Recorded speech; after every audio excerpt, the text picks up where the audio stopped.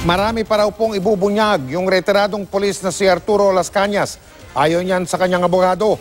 Sa pagbaliktad ni Las Cañas noong Lunes, nakahanap ng kakampi si Edgar Matubato na nagsiwalat noon kung inyong matatandaan sa Senado rin ng kanyang naging bahagi sa umano'y Davao Death Squad. Nakatutok si Rafi Tima. Napatalon at napaiyak daw sa tuwa si Edgar Matubato nang mapanood ang paglantad ni SPO3 Arturo Las Cañas. Hindi raw kasi niya inasahan na ang anyay isa sa pinakamalapit kay dating mayor at ngayon Pangulong Rodrigo Duterte ang magpapatotoo sa kanyang mga nauna ng isiniwala tungkol sa umano'y Davao Death Squad. Siya ang pinaka-right hand ni Duterte, parang hagkor yan kang Duterte. Oo. Para sila magkapatid ni Duterte. Lahat ng anong utos ni Duterte, siya talaga ang gumagawa. At kung siya raw ay pilit pinaikot-ikot ng mga senador dahil sa kawalan niya ng edukasyon nang siya'y humarap sa Senate hearing, ibahin daw si SPO3 Las Cañas. Nag-aral yun ng law, sir, hindi lang nag-bar. Kasi, natapos niya, sir. Ngayon at may sumigunda na sa kanyang mga isiniwalat, sana naman daw maniwala na mga senador na nag-akusang nagsisinungaling siya. Alam namin ang ginagawa ni Duterte kasi mga tauhan kami ni Duterte, hindi man sila.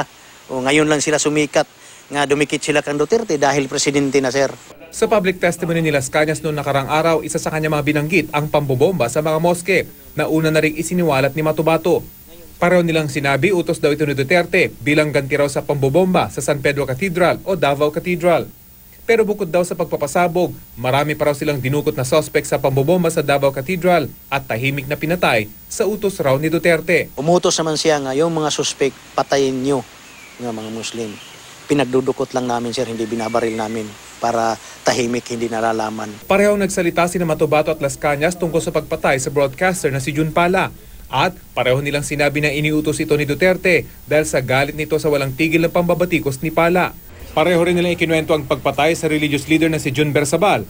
Ayon sa abogado ni Las Cañas, marami pang isisiwalat ang retiradong pulis.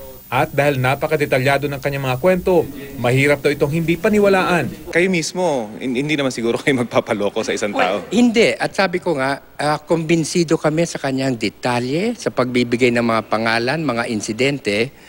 Kumbinsido kami. Rafi Tima, Nakatutok, 24 Oras.